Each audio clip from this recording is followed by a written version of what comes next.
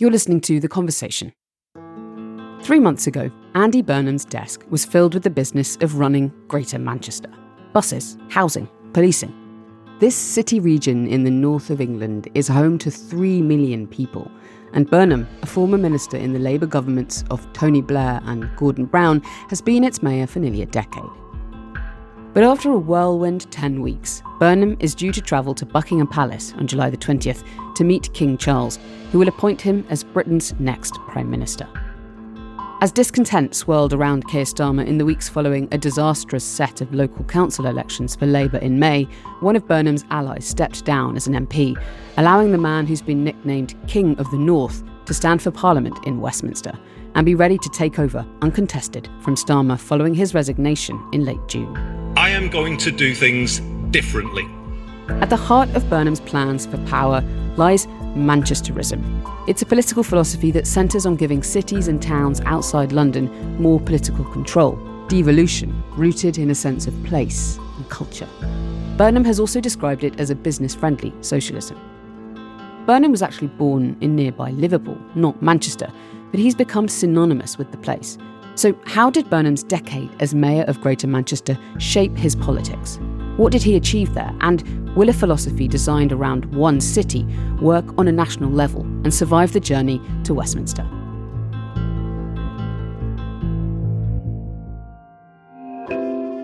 I'm Gemma Ware from The Conversation, a news and analysis platform partnering journalists with academics. Welcome to The Conversation Weekly, where experts explain how we ended up here. In this episode, how Manchester shaped Andy Burnham, the UK's next Prime Minister.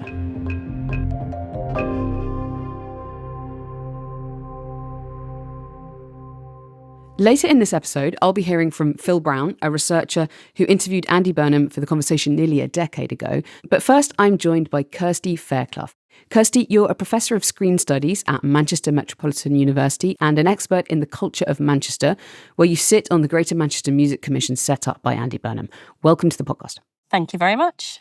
So, Kirsty, for anyone listening who's not had the pleasure of visiting Manchester, tell me, what's it like as a place? Oh, vibrant, I think, is the first word that springs to mind.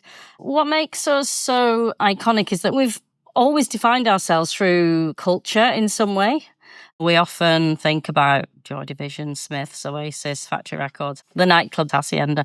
You know, those are amazing success stories, but they aren't isolated success stories. They tell us something about the way that the city has always produced culture. Obviously, we're not perfect. No city or city region is. But yeah, I think it's a distinctive place. And Manchester is now at the centre of the political conversation in the UK, like never before, really. How does it feel to be there at this moment? Yeah, it feels very, very exciting, actually. We've become politically significant, I think, because we've demonstrated and are demonstrating a very different way of thinking about cities. And for me, that's about, understanding the idea of place and what that actually means. And I think when people are talking right now about Manchesterism, I don't think it's not about a political ideology. It's a civic philosophy. It's that belief that economic success, cultural identity, social well-being and community pride are really deeply interconnected. Manchesterism is being spearheaded by Andy Burnham. We will make politics work for you and the place where you live. I know it can be done because we have done it here. Andy didn't invent Manchesterism. I think that's an important point because I think we've always possessed a remarkable cultural confidence. What Andy Burnham has done and recognised really, really clearly was to make it part of how he governed in terms of being the mayor of Greater Manchester. He really understood that culture wasn't simply something to support because it was enjoyable. It's an essential part of the city and how it functioned economically, for socially and emotionally in some ways as well. I think that's what Andy Burnham's talking about and thinking about when we're trying to understand what Manchesterism is. It's that, sense of place and how that's kind of deeply rooted in the way people understand the cities. I want us to go back to a dark moment in Manchester's recent history to try and understand this a bit more. So, a couple of weeks after Andy Burnham was elected mayor of Greater Manchester back in May 2017, 22 people, many of them children, were killed in a devastating terrorist attack on an Ariana Grande concert at Manchester Arena. Many more were injured. In the days that followed, How did Burnham and Manchester's politicians respond to that horror? It's obviously one of the darkest moments in our city's recent history, and it was that collective response that followed. It stayed with people the way that we responded, and there was a real sense of solidarity in the city. And I think a lot of that was linked to that initial vigil when Tony Walsh's poem, This Is the Place, which had been commissioned by Forever Manchester in 2012, he recited it at that vigil. This is the place in the northwest of England. It's ace, it's the best, and the songs that we sing from the stands from our band set the whole planet shaking. Andy Burnham was involved in talking to Tony Walsh about him saying a few words, and obviously for him it was through the form of poetry. And it became so much more than a poem. It became almost like a civic act. It gave people the language through which they could express grief, solidarity, but also resilience. And it was at a time when ordinary political language felt completely inadequate. It's a place that has been through some hard times. Oppressions, recessions, depressions and dark times. But we keep fighting back with Greater Manchester spirit, northern grit, northern wit in Greater Manchester lyrics in these hard times again.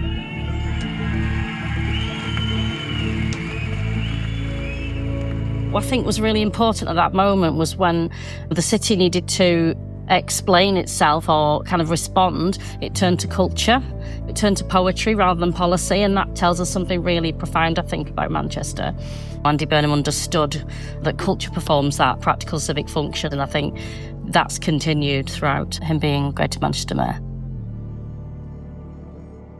As Burnham becomes Prime Minister nearly a decade on from that moment, how central is this idea of place to his politics? Absolutely central. I think that's one of the key ways in which he seems to have connected with the rest of the Labour Party and nationally. You know, he's been in politics for a long time. But what he's done here and the way that he has governed, it's not that every place should become another Manchester. That completely misses the point. It's about Manchester succeeded on building its own distinctive identity. And I think the lesson there is every city, every region possesses its own cultural strengths. And I think national government has often approached culture as something, you know, either concentrated in London or something that's kind of an add-on to, you know, treat arts funding as a discretionary thing that can be reduced during difficult times. You know, Manchester's had a very different model, and Andy's absolutely spearheaded that. And I think the biggest political lesson is about it's about belonging. You know, people don't simply vote based on economic indicators. They want to feel part of and proud of the place that they call home. But if he does take that philosophy into national politics, then I think Manchesterism becomes less about Manchester itself and about recognising that culture is fundamental infrastructure. It's not the icing on the cake once everything else has been paid for. It's one of the foundations upon which confidence, resilience, and internationally recognised places are built. And I think that's why Manchester matters now internationally. Well, thank you, Kirsty. Great stuff, thanks. Coming up, an expert in local communities who interviewed Burnham for The Conversation nearly a decade ago assesses his time in power and how it's shaped his politics. Hello, Will Hutton here, from Former Leaders. I think your podcast is particularly timely. To leading thinkers. We have lots of academics who've looked at this in real detail. I've gathered some of the best minds in social science to help me explore the research, evidence and policies that could shape the world around us. You have to be prepared to take risks. So why not join me as I discover the big ideas that could shape the way we live? This has been extraordinary. Subscribe to the We Society now on Spotify, Apple and all good podcast platforms. Welcome back. I'm joined now by Phil Brown, Professor of Housing and Communities at the University of Huddersfield, which is about 50 miles northeast of Manchester. Welcome to the podcast, Phil. Thank you very much. It's lovely to be here. So, Phil, nearly 10 years ago, as Andy Burnham was campaigning to become the first ever mayor of Greater Manchester, you sat down and interviewed him for The Conversation. And I want to go back to the first question that you asked him, which was about Brexit. Now, this was very much part of the political conversation at that moment. The UK had voted to leave the European Union in a 2016 referendum, but the negotiations for how that departure would happen dragged on for years until the UK finally left in 2020. And so you asked him a question related to that about devolution, which is the handing over of more power from Westminster to regional and local authorities. Let's just hear a bit of that and how he replied. Wherever you go within Greater Manchester, the promise of devolution is seen to offer massive opportunity, but the future's increasingly complex in light of the decision to leave Europe. How do you think Greater Manchester can respond to some of the opportunities, but also the sort of wider European global challenges that it's a complex world, isn't it? It's a difficult picture in many ways to make sense of it. But I feel the referendum result, in the end, if you kind of strip everything away, is a reflection of a dysfunctional political system. Because what we have here in this country, have always had, is a highly centralised system around London and the M25. And then within that system, the London perspective on life tends to dominate the policies that come out. And so consequently, there are lots of parts of the country that don't feel that policy is made for them. And I think that has fed some of the alienation and the sense of abandonment that is felt in some communities across the country. You know, it's a big jump, isn't it, from your small local council battling with an issue to Westminster, but that's kind of what we've got in England. So it's something of a life raft, really, I would say, the whole idea of devolution in England. You know, it's something for us to grab now and say, well, hang on, let's develop a real practical, credible response to Brexit that works for us. And I think we're more likely to be able to do that at this level rather than trying to solve everything from that Westminster level. So, Phil, 10 years on, as Burnham becomes Prime Minister, how central have these ideas about devolution that he was expressing to you back then become to his political programme? It's really interesting listening to it back all these years hence, really. And I think what strikes me most about listening to it now is how consistent he's been on that point from before he was elected to the present day, really. But I don't think those ideas shifted. And I think actually they've probably hardened into a fully formed political philosophy for him, actually, over these last few years. England's really essentially one of the most centralised countries in the world. Almost everything, like tax, housing, transport, health, they're all controlled from the centre, from Westminster. And there's very little equivalent of that in other countries to the same extent. And this whole notion of what are called metro mayors, which are elected officials running large urban areas by and large, is pretty new to us in this sense. And I think what Andy Burnham argued in 2017 is that hyper-centralisation was at the root cause of England's problems. Bearing in mind, this was just after the referendum to leave the European Union. And communities in the north of England, as we found out then, and as we learned much later on, like places like Bolton and Wigan and Oldham, which are individual local municipalities, local authorities within Greater Manchester, tended by and large to feel that those decisions that were being made for London and the South East, they were an afterthought to those decisions. But I think what's happened in the interim, we've seen the rise of a particular party in the UK, Reform UK, which is a hard right, anti-establishment party. That's swept through a lot of these places that Andy Burnham was talking about, the sort of northern communities. And they've moved away from Labour in voting patterns that they'd seen since the 1940s often. And Andy Burnham saw that coming almost 10 years ago. And that's probably not a small thing around political judgment and a sense of being in touch with what's going on in certainly in the communities of the north of England. And he's also signalled that he wants to set up a kind of second office within Manchester, kind of number 10 North. Number 10 North will be the nerve centre of a rewired Britain. What does that signify? I think it's a really great idea, actually. I'm not sure how it's going to work. I'm not sure how real that will be. But I think it's an interesting concept that few others have suggested in the past. And it does signal, I think, to people in the north that the north is still going to have a voice right into the heart of government in a new way, which is an interesting way of tackling some of the anti-establishment voices that, say, Reform and others have kind of kicked up over the last couple of years. I want to dig down into what's actually happened during his nearly a decade in charge of Greater Manchester, which you've been watching close up. Where would you say his successes have been? Having spent some time thinking about this, the two things that really spring to mind are one, buses. Buses, which we hear a lot about buses in the UK, don't we, in one form or another. But that's been genuinely concrete and significant in terms of wins. What happened is that everywhere outside of London, since 1980s, since Margaret Thatcher was in power, private companies took over local bus services, essentially. And like most services across the UK, they were delivered then for profit for shareholders. So we had an increasing privatisation for 40 years of bus networks outside of the London conurbation. And that meant that they became fragmented, expensive, and pretty unreliable. London, by contrast, stayed under public control, and they had integrated fares, one network, and anybody that visits London can see the benefits of that long-term consistency. And Andy Burnham, fairly quietly, I think, but quite distinctively, spent quite a lot of years trying to get Greater Manchester's buses back under public control.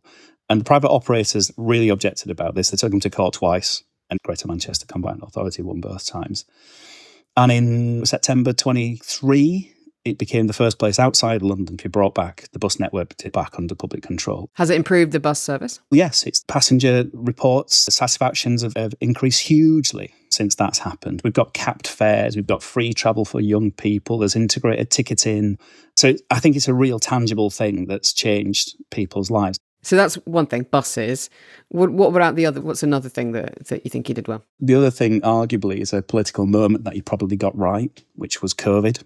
And I think this helped set Andy up on a national stage, which he was obviously had a role on for a number of years anyway, because he was part of the government in the late 2000s.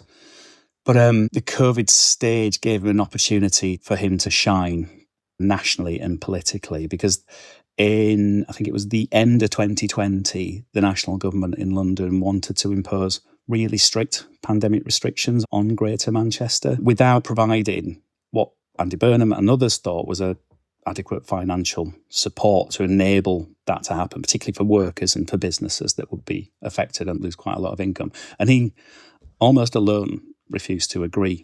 And he famously held this press conference outside Manchester's town hall, making that argument quite publicly and vociferously, and in really plain terms, which we've come to kind of see as Andy's style in these kinds of debates. I don't believe we can proceed as a country on this basis through the pandemic by grinding communities down through punishing financial negotiations. We are asking a lot of the public at this difficult time, and we need to carry them with us, not crush their spirit. And he won a name for himself, didn't he? A kind of moniker. Yeah, it was King of the North, wasn't it? These kind of was attributed at the time, which he's kind of held on to that. I'm not sure how he feels about that, if I'm honest.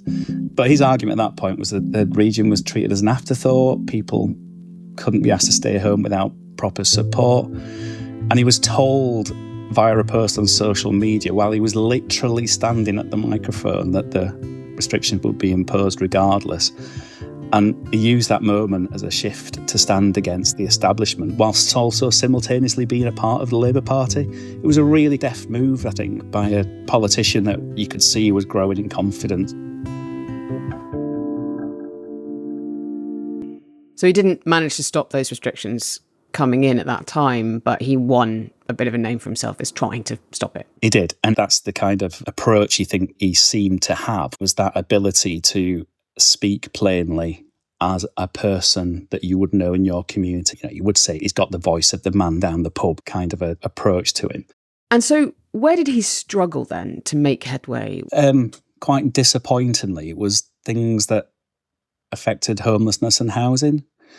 And I say disappointingly because he was such a strident advocate for attempting to address rough sleeping in particular, but homelessness more broadly across Greater Manchester before he was elected. But he didn't really make the progress that he wanted to do. Unfortunately, rough sleeping's risen for 4 consecutive years, and it's back up to not quite the heights of it was when Andy Burnham took over in Greater Manchester, but it's not far off.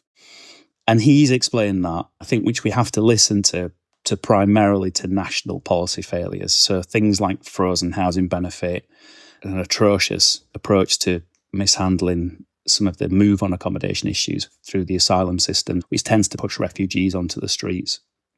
And I think those explanations aren't just excuses, they are largely correct. A lot of these are national structural problems.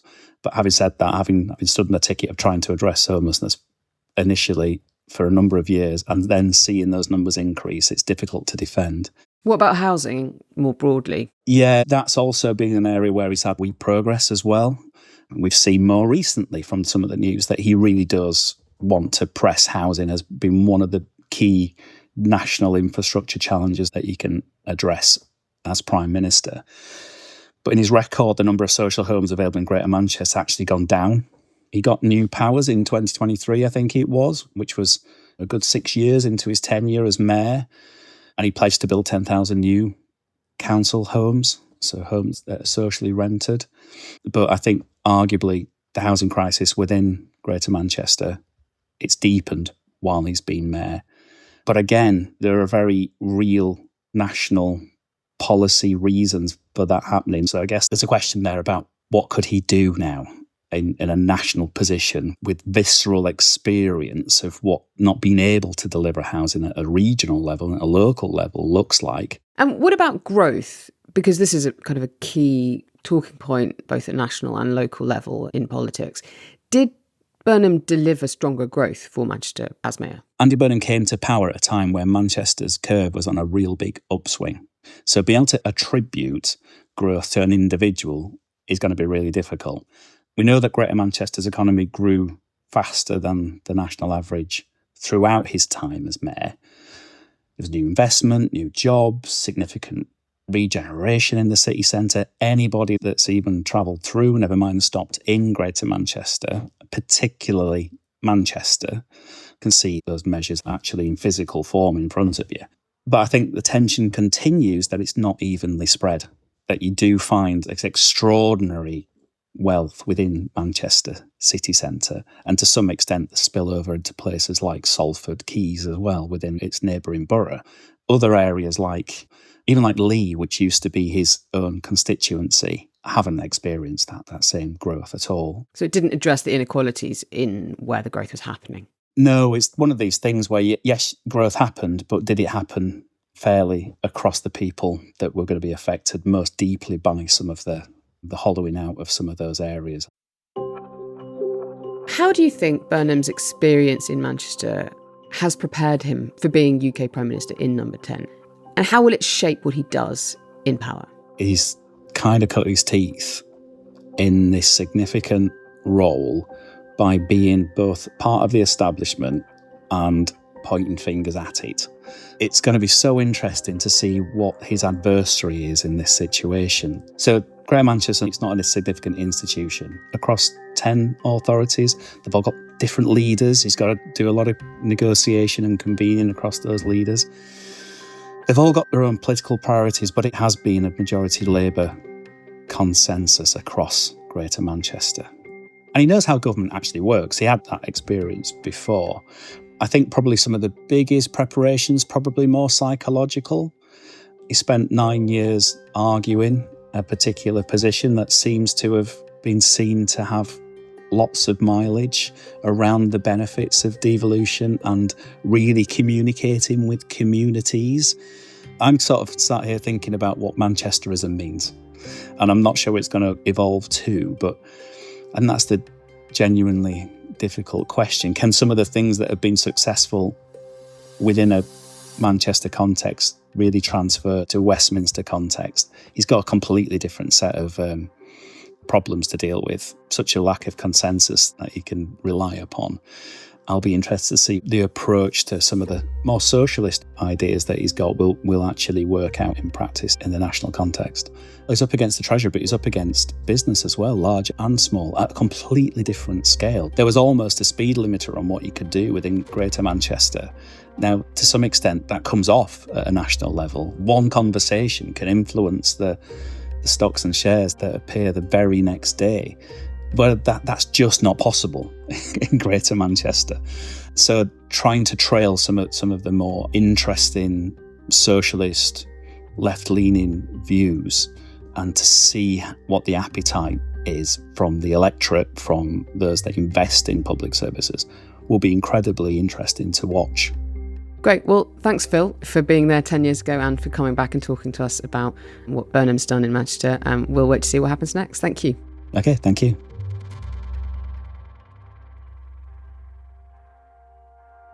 That's it for this week's episode of The Conversation Weekly. This episode was written and produced by me, Gemma Ware, and Mend Marawani. Sound mixing is by Michelle Macklem, and our theme music is by Nita Saal. The Conversation is a non-profit news outlet dedicated to sharing the work of academic experts with a wider audience. If you like what we do, please consider supporting us at donate.theconversation.com. Thanks for listening.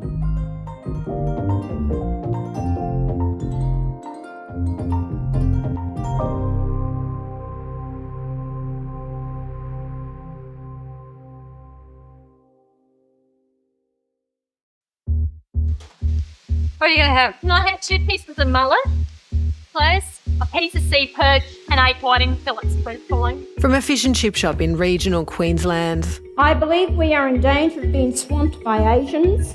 To the heart of Australian politics. This is the unlikely story of the country's most controversial minor party. Are you xenophobic?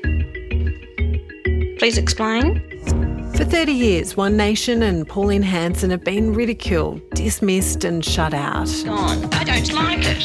No, I don't. Never did. Now, no one's laughing. One Nation continuing to surge in the polls. Dramatic surge in support for One Nation. The fringe becomes the mainstream. This is the story of how a party built on fear and grievance thrived, died, and rose again to upend Australian politics. Well, I'm back. Hanson 2.0 is the serious, strategic, experienced, battle-hardened political operator that we see in the news today. I'm Ashlyn McGee. This is The Making of One Nation from The Conversation, and you can search for it wherever you listen to podcasts.